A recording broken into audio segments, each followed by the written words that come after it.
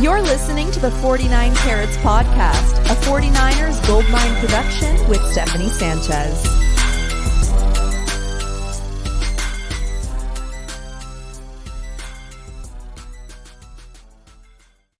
What's going on, everyone? Welcome to another edition of the 49 Carats Podcast. I'm your host, Steph. It is day one of the NFL Draft, Thursday, April 25th.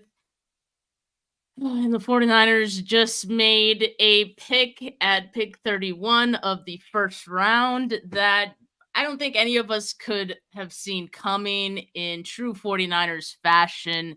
Joining me to talk about the pick, talk me off the ledge a little bit, maybe, is NFL draft analyst John Vogel. John, how you doing, man? Great. Thanks for having me, Steph. I think this is the first time. You're doing great. You're not a 49ers fan. Yeah. I'm an Eagles fan. Okay, I'm sorry. We won't talk about that.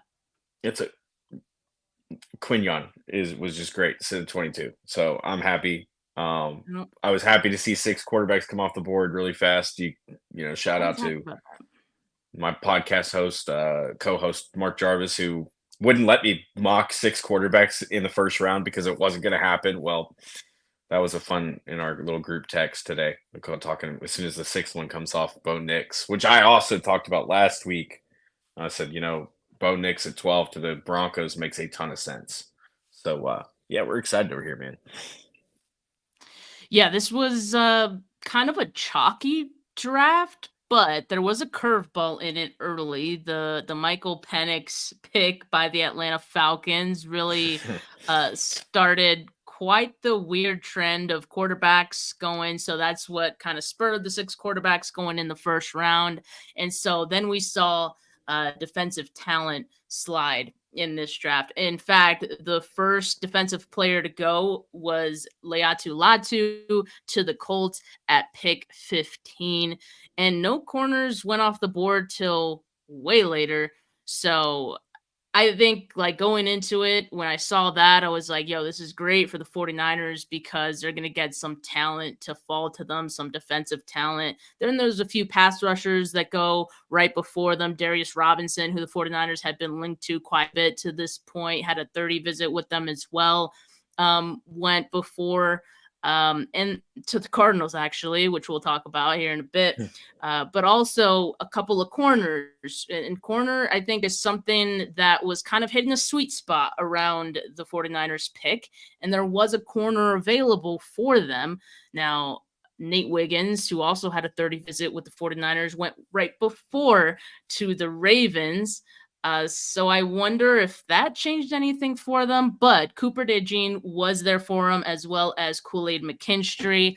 I thought they'd maybe go the corner route at that point. I thought Cooper would for sure be it. Mike Silver even tweeted out a bit early that it was going to be Cooper, and then chaos kind of ensued because it was not Cooper. It was Florida wide receiver Ricky Pearsall. Yeah, this is an interesting one to me, John. I think because it's not because Ricky isn't a good prospect. I think he is, in fact, I heard his name mentioned quite often with Ladd McConkey. I feel like they're somewhat similar. And I think they were kind of rising through the draft process. Mm-hmm. But I was not expecting him to be the pick at 31. And speaking of Ladd McConkey, he was also available there at 31, which I think would have probably made a little more sense as far as the consensus goes. So tell me about Ricky Pearsall and why 49er fans should like him. So, okay. The first obvious thing that pops out is wide receiver with Aiyuk and Deebo potentially on the trading block. That's the first thing that pops out. Yeah. Eliminate the trading block idea and think about Ricky Pearsall being in that 3 spot where Juwan Jennings has been, right? Now we're talking about a really explosive, basically a guy that can be really very effective out of the slot, who's got an incredible catch radius, made some absolute highlight catches both at Arizona State and at Florida where he's been. So this guy's very reliable. Now, when you compare him to Ladd McConkey, McConkey only played 9 games last year. He started 5 at Georgia. That was something that surprised me, when I was studying him throughout the draft process this year, where I was like, well, this might keep him out of the first round because first off, he was hurt a little bit. Ricky hasn't had injury concerns throughout his career. He's been very healthy, very consistent. Okay, so that's a positive. But to also only start 5 of the 9 games that you play, I understand wide receiver rotations happen. Georgia was doing that, but Georgia didn't have a lot of top tier wide receiver talent that's going to keeping them off the field. You know what I'm saying? So that was a little bit of a surprise when I saw that, where it was, this is a guy that, yeah, he's a great route runner. Yeah, he had the injury issues this year, but why is he only starting 5 games? It's like Stetson Bennett goes to the NFL and Ladd is struggling to stay on the field, right? Mhm. So, you take the Senior Bowl thing out because he had a great Senior Bowl, and that's where we saw him. You and I were both down there and got a really good look at him. He was a huge, talking point after that week that he had down there. But when you compare those two just side by side, Pearsall, more consistent, staying on the field, better production, better catch radius, all these things kind of start to line up because that's where Pearsall wins, is through his catch radius. He's a guy that's he's a very good route runner, but you go back to that Charlotte catch that ESPN played when he was drafted. I mean, he's got 3 defenders converging on him, and he's like backhanding one-handed up in the air, making a catch. The LSU catch he had where, he goes up, times it perfectly so that he takes the less contact as he's going up. That's the stuff he does consistently throughout his career. So even if you keep the receivers, right? Let's say you take the trade block, take the whole thing, take all that speculation out.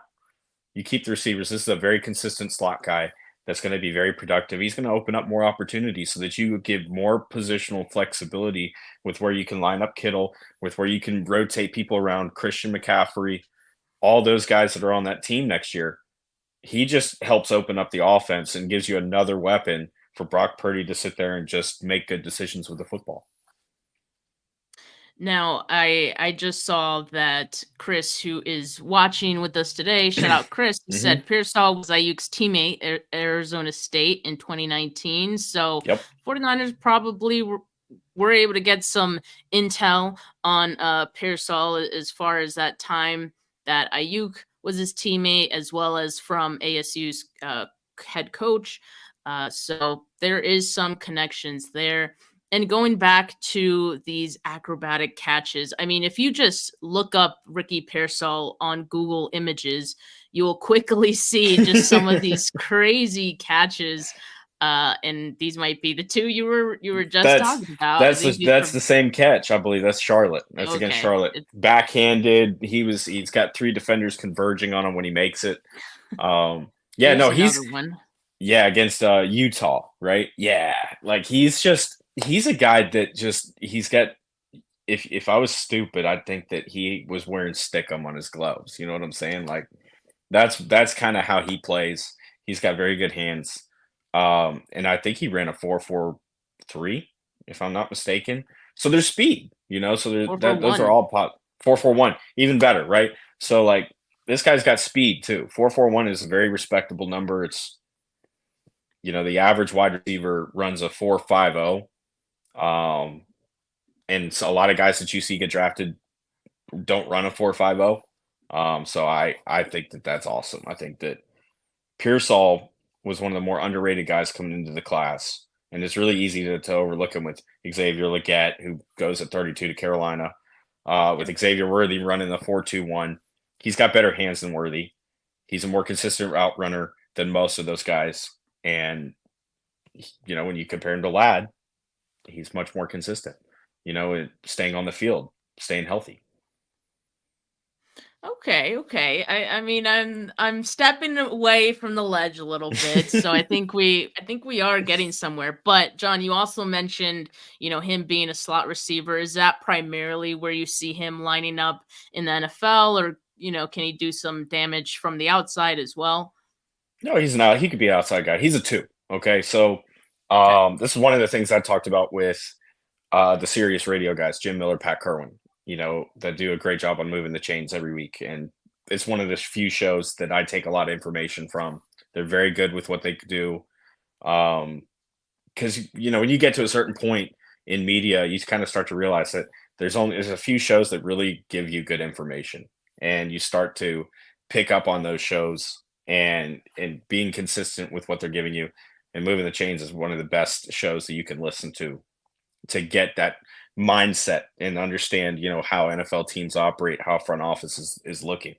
So they were talking to, we talked about 1 and 2 wide receivers as opposed to X and Z's. Everybody's getting away from that. So everybody's going to be asked to line up in the slot at some point, unless you're just, an ungodly number one, like a Megatron, right? Even Megatron was asked to line up in the slot at times, but that was even before we were getting out of the XZ type of area. But that doesn't exist anymore. Your one is your primary guy that can dictate coverage. All right. So I don't think Pearsall's a one. That's really what, Aiyuk does at this point. So Yeah. Pearsall's really good when he has a number one that he can feed off of. However, he is the most effective out of the slot. So he's a guy that you're going to expect to see probably line up 60% of his snaps out of the slot, and then the rest of it he's kind of rotating into different places across the line of scrimmage. It's the same thing with Malik Neighbors, who went 6th overall to the New York Giants. That's a guy that you expect to line up out of the slot, even though he can win outside. He's a number 2. He's not a guy that's going to dictate coverage. So Marvin Harrison Jr., maybe he's a 1, might be a 2. Might be better as a 2 with a number 1 that he can play off of. We'll see in Arizona for sure. So he can definitely line up outside. He's had success doing so. I just think that you're going to see the most production out of him in the slot. And if he's rotating with Deebo, this is going to be a potent offense, right? If Aiyuk is still there playing the one role, dictating those coverages, Pearsall's going to be a 50, 60 catch guy. If Aiyuk is not there, you're going to probably move Deebo to the 1, and then you're going to ask Aiyuk to be the 2. And now you're still talking about, well, if he's rotating out of the slot, he's a 50, 60 catch guy, because he has been that consistent guy throughout his entire career. Arizona State, Florida, he's been consistent. He's been productive. So you're not worried so much about that as much as you are with just how much you can ask him to play out of the slot. Okay, and that's fair.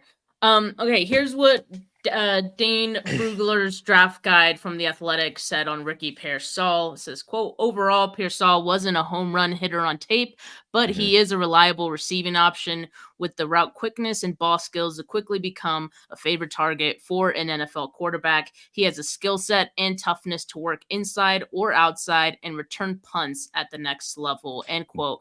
Now, I think the returning punts thing is definitely something that probably attracted the 49ers as well. I think also with the rule change with returns, I think it makes some of these guys extra enticing for NFL teams.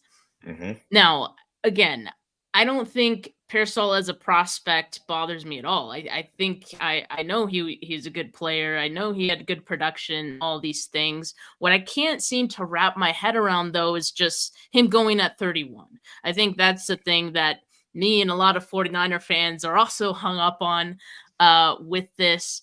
Because if you look at the talent that was available to them, and cornerback is a need for the 49ers too. You have Mooney Ward and Diamador Lenore, who aren't signed beyond 2024. And those are your 2 starting corners right there. You add in some of the guys they brought in this offseason. A lot of those are 1-year deals. So corner's a big need.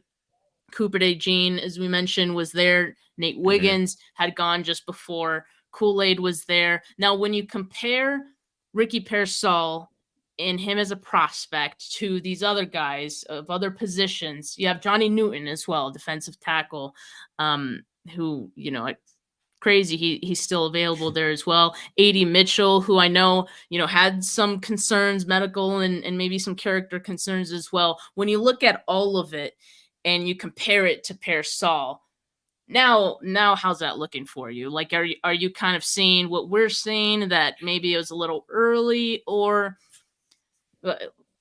where are you with that? Well, you see the run starting on wide receiver already. That wide receiver run comes in late at the end of the first round there as Brian Thomas comes off the board, and then, that's when you're like, okay, things are Xavier Worthy comes off. Now, if we're gonna get a wide receiver that we like in that tier 2, we're gonna have to get him quick. So I think that was the first thing that happened. The second thing you mentioned, Wiggins coming off the board, he may have been the target at 31 if he was there. But there were a lot of mock drafts that had him going to Baltimore at 30. So you had to know that there was a good connection between, you know, Wiggins and Baltimore, and that was probably going to be the pick, judging, barring something crazy happening before that. So Wiggins, um, Wiggins is probably you guys probably dodged a bullet there. I'm just gonna be straight with you. I'm not a big fan of Wiggins, and I know that 4.28 speed is great, blah blah blah. But you look at his hips and his hip flexibility and the way that he struggled to turn and run with receivers. You got guys getting 2-3 steps on him, and him having the recovery speed to get back into play. Okay, that's great. But when you work against timing quarterbacks and quarterbacks that understand how to beat you with a comeback, Wiggins is going to get toasted, man. He's going to have some real problems staying with it at the next level. And I don't think he's that great of a tackler. I know he had that rep against North Carolina. A lot of people mention that. That rep against North Carolina where he chased down, that I think it was the running back out of the backfield who broke out, and he chased him, knocks the ball out right before he scores a touchdown. Okay, that's great. Great effort. Awesome hustle. But you don't see the consistent tackling ability. And that's what scares me from him, is when you got a cover corner that can run like that, he has to win, through the rep, through the, in coverage. And he doesn't do that consistently because he's having to constantly recover, So Wiggins is a guy that scares me. You might have dodged a bullet there. Now with Cooper DeJean, is he truly a corner or is he more of a safety? That's the question you have to ask. Fair question. Yeah. I like him more as a safety. Now, most teams in the NFL are going to keep, I'm introduced to you. Remember, Mark Orsak is one of my great guys. He's been with me and mentoring me the last several years as I've been doing this. And, he has that philosophy, as most of the NFL does. You let the guy fail at the position that he played in college before you move him, because you don't want to overload a guy with a lot of information when he comes into the league and try to and flood his brain and limit what he can do. Xavier Simmons, right? Is that his name? Isaiah Simmons, excuse me. When he came out of Clemson, that was a guy that could play 4 positions, and he rotated. He did all kinds of stuff in that Clemson defense. And we were talking about, he's like, this great defender, and he can do all these things. You can line him up, and he's a matchup problem. Well, he comes to the NFL, and he struggles to find a place because he got overloaded with information with what he was being asked to do. It was too much for him to handle, and now he's on his 3rd team since he's been in the league. You don't want to do that to a guy like Cooper. So you're going to put him out there. You're going to roll him at corner. If he doesn't work, maybe you slide him inside to nickel. Maybe he moves to safety next year. So is that something that necessarily helps your team right now? Maybe not. Defensive tackle, Newton. Yeah, Newton is going to be there. There's some medical stuff with him, right? He's coming off the injury. He didn't get a chance to work out at the combine. He did his own pro day. He went back for the medical rechecks as well. So maybe there's something, because those medical rechecks, when you get guys that go back, you don't have that information until this week. You don't know what if they're cleared medically until this very week right now. So when you see Michael Penix go 8, you know that the medicals came back good because he's going 8th overall, and with all the injury, with the injury history he's had. Okay. So if Newton doesn't go first round, there might be a red flag with his injuries, and they got that information this week. And now people are a little bit worried about his projection forward with how long he's going to be able to stay healthy. So that might be the thing that's holding him up. And then the offensive tackle, I think right tackle is the clear question at San Francisco right now, right? It's right tackle.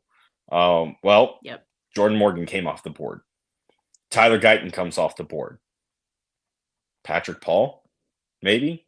How good do you feel about Patrick Paul? Would have also been a bit of a reach as well, in my opinion. Right. But so are you reaching for offensive line, and trying to force a guy to play right tackle right away, or giving yourself that number 3, because Juwan Jennings is not under contract after this year.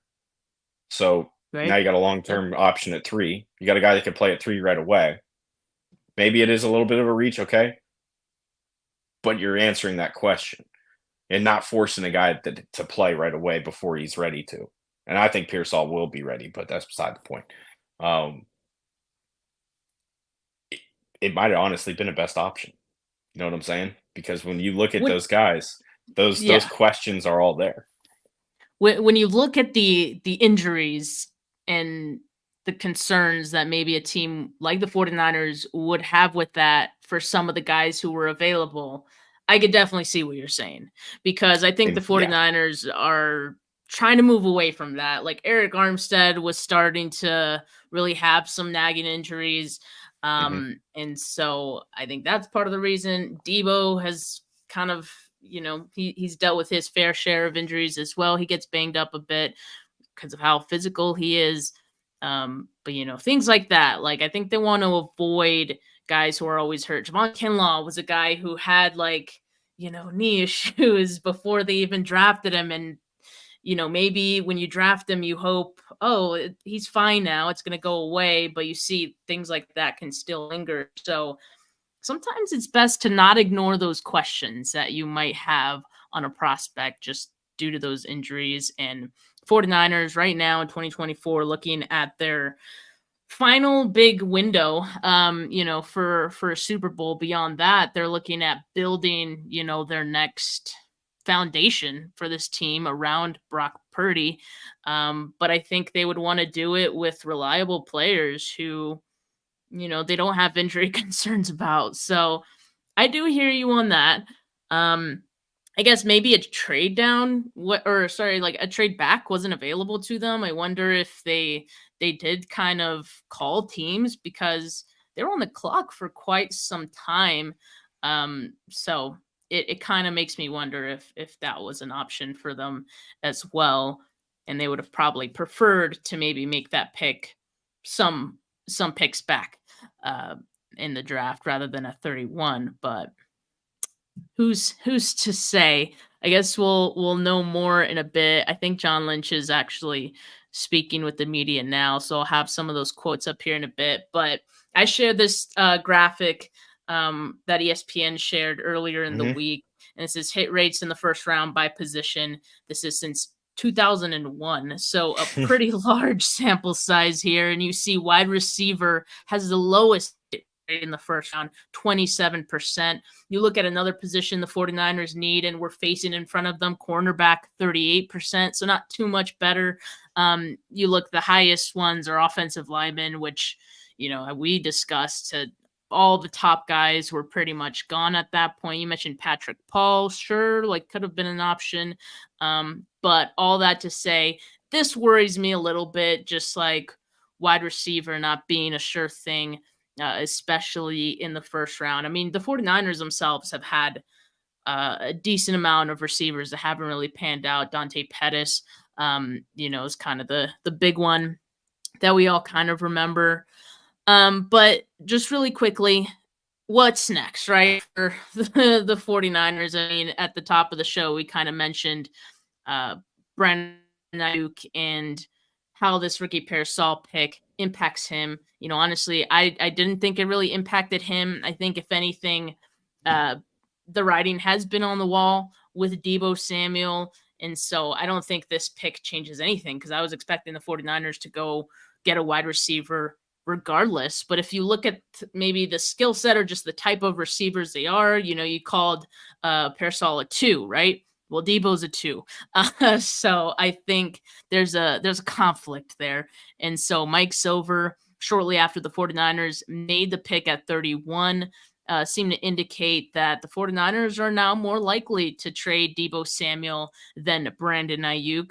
And that makes sense, because I think they'd be willing to part with Deebo Samuel for a day 2, maybe a day 3 pick than Brandon Aiyuk. I think the window for Aiyuk was day 1. Didn't happen. Fine.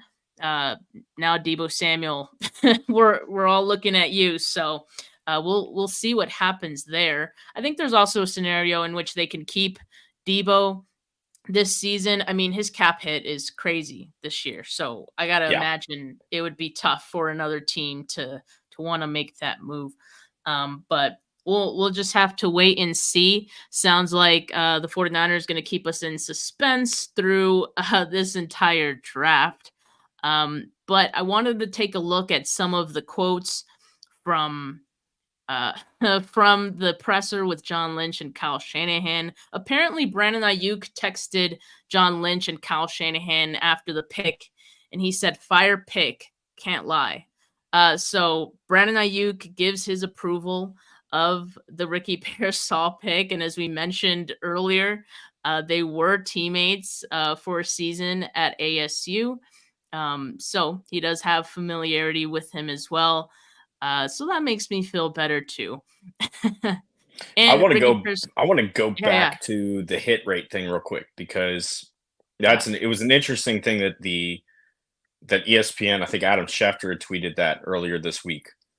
And that little graphic is based entirely on first round talents being drafted, and the hits are the players that re-sign with the team that drafted them on their second contract, and the misses are the players that don't. So a couple things to make note here is it's a good graphic to kind of show the consistency and how a team builds, right? When you take a guy in the first round at these positions, here's the likelihood of you signing that second contract and them staying with them. It doesn't necessarily mean that the miss is a guy that isn't a good player for the team, right? Because especially when you start getting that wide receiver position, wide receivers kind of in an interesting place from a team building aspect and salary because they're starting to get insane money. We just watched, Amon-Ra St. Brown yesterday became the highest paid wide receiver in the NFL at $30 million a year. And we watched right before the draft, the Eagles made A.J. Brown the highest paid at 33 or 32. So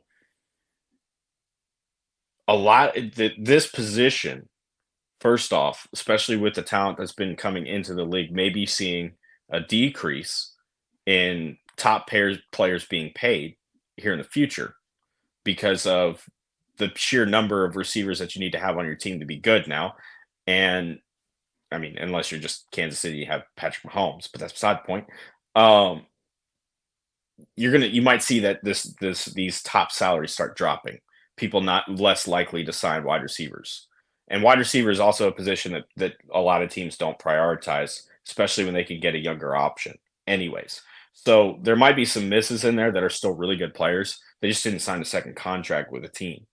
Now, Pearsall could very well sign, he does this 4-year deal. He's got the 5th-year option. He might be a guy that at the end of 5 years are like, you know what? Take your chances, right? And on this graphic, he'd be considered a miss. So I don't think it's good context for sure. I wanted to point that out because that's, center is a very safe second option, right? Second contract option when you go in the first round because it's not a position that you draft very much in the first round. Because a lot of times you can kick a guard in or whatever to center, or you're drafting a guard that has that center flexibility or a tackle that like Graham Barton in this class that has the center versatility. So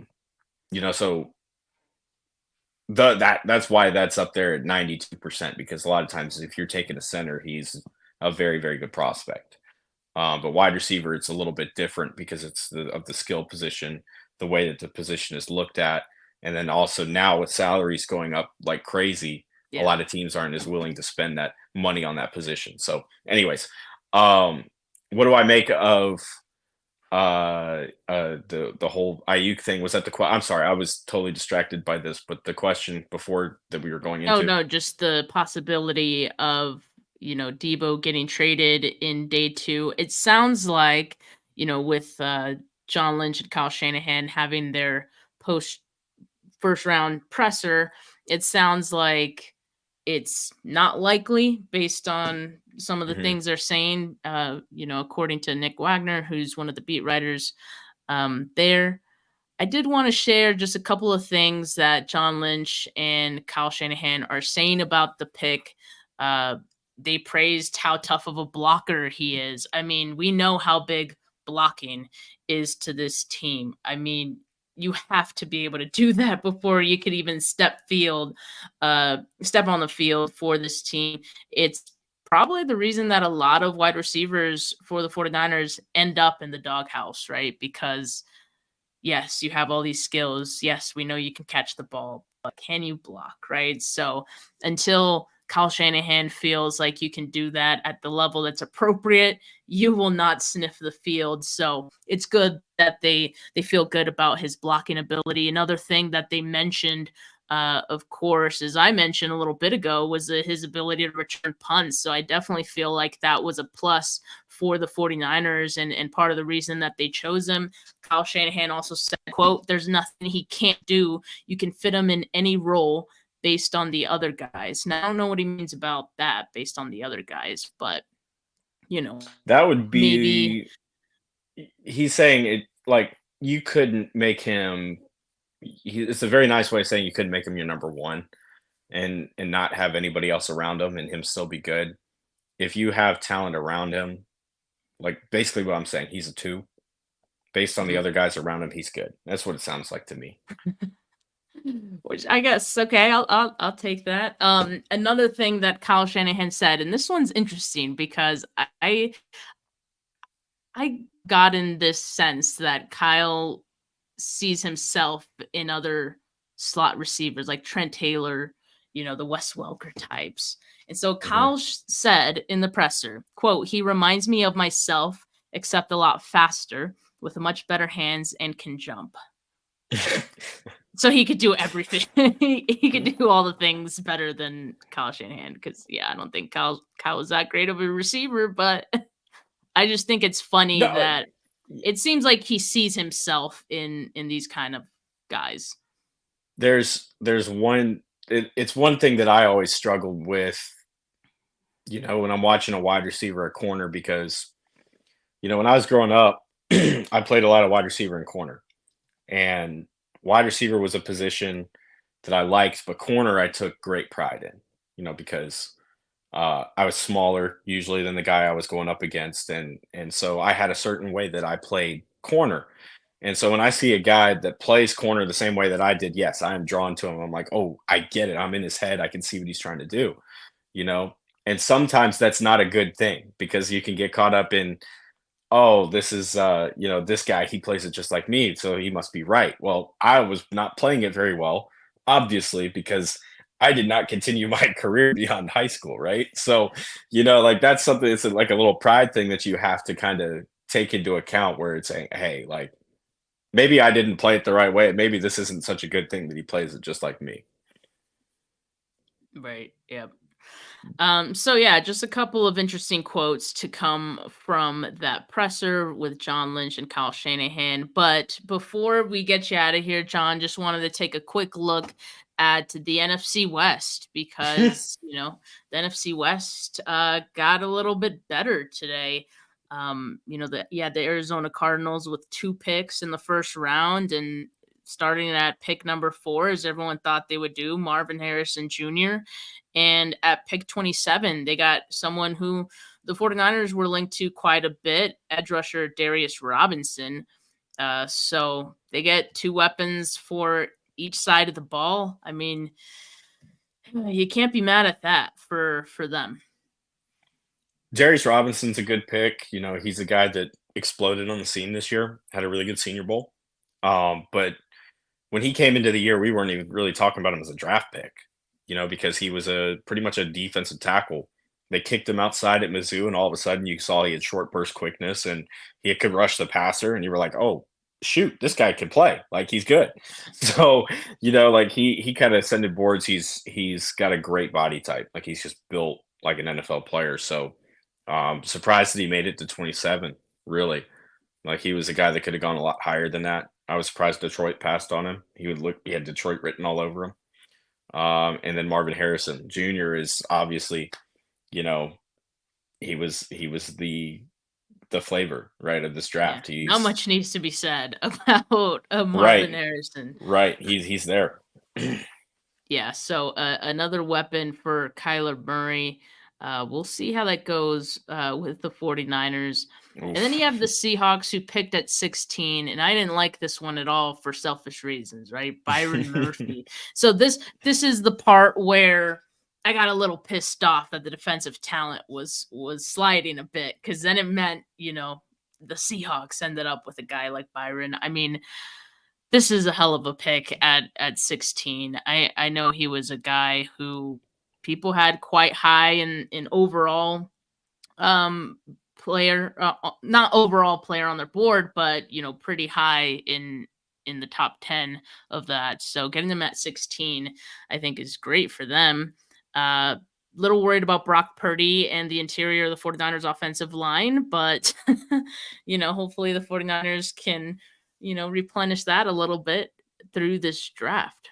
I'm not saying he is this guy, but watching Byron Murphy, there's shades of Aaron Donald. I saw people say that. And so, like, that's another reason that I was like, for one, I thought the Rams would I thought the Rams would maybe make that move. He still somehow ends up in the NFC West. So I thought for sure this would be a guy the Rams would target. And I was surprised they didn't make the move up to jump Seattle, to make sure that they got him, because I knew Seattle would be lined up for him. Seattle wanted him. Especially when they were linked to Penix too at one point. And as soon as he came off the board at 8, I was like, well, Byron Murphy's probably going to be sitting there at 16. Yep.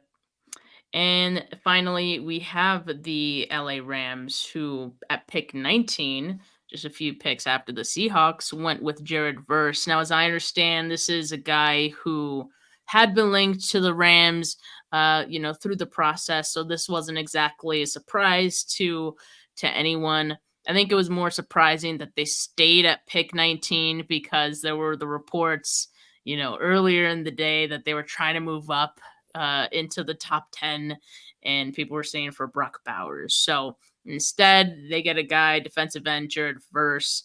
And again, I know the Rams defensive line not going to be the same without Aaron Donald, but a lot of defensive line picks happened today in the NFC West. So I hope the 49ers offensive line will be able to hold up. Verse is a lot like Brian Arakpo was when he came out of Texas. Very similar body type, very similar skill set.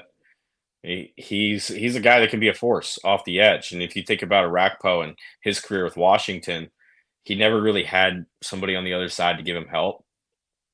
I mean, the Rams already have that. Byron Young and then Kobe Turner on the inside. So it is a little terrifying when you think about Verse and Byron Young and Kobe Turner coming after Brock Purdy on Sundays twice a year. That's Verse could definitely be a difference maker for sure. Yep. So the NFC West definitely. I got a question for you, Steph, before we wrap this thing up. Okay. What is Nick Bosa saying about the 49ers pick tonight? I'm just happy it's not an offensive lineman, because then it'd mean he'd have to face me in practice, and I don't think that'd go so well for him. Happy I can make people laugh after round 1 of the end. It's accurate. It's accurate. It's a good impression. It's a really good impression. So somebody send that to John Lynch. Oh, he knows. Oh, I know. And then get the side by side with what he actually said. That'd be the best part. It'd be fun. Yeah, for sure. Well, John, I do appreciate you coming on today and sharing a bit of your knowledge, and I respect your work. And when I met you at the Senior Bowl a couple years ago, I was like, this guy knows his stuff. So glad that we could be friends. And I saw you at the Senior Bowl this year as well. I kept running into you, actually. So I was like, man, I think the universe wants us to, be friends. What's funny is not this past year before, there were several people in the league that I kept running into.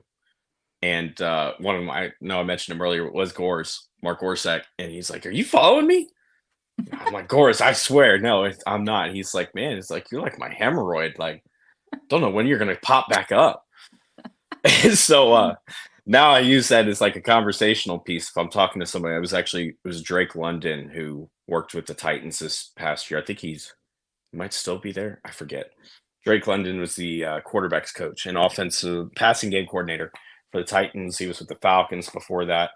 And, I ran into him and kept running into him at the combine. And you're everywhere, man. Like, can't seem to get away from you. I'm like, oh yeah, I'm Gores' hemorrhoid. Maybe it's just a you thing, man. Like, it seems like you're just. Are there everywhere. 2 of you? There might be 2 of you, I think. Or you have a double somewhere. Keep that quiet, okay? He has a clone. But John, thank you so much for coming on today. Again, I know it's late for you, it's late for me. So Faithful, we're gonna hit the sack. We're gonna, get some rest. Draft day has been quite the long one, and we got another day ahead of us. For day 2 tomorrow. I'll be doing another instant reaction show after day 2 ends. So make sure you guys tune into that tomorrow. Make sure you like this video if you haven't yet. Make sure you subscribe to the channel if you haven't yet. Make sure you turn on those notifications if you haven't yet, so you know when I go live. Audio listeners, leave a review, leave a rating. Don't be too mad about, the 49ers pick. Like, don't give me a 1 star because the 49ers made a pick you didn't like. That's not very fair. But for now, from me, from John, have a good rest of your night, Faithful. Peace.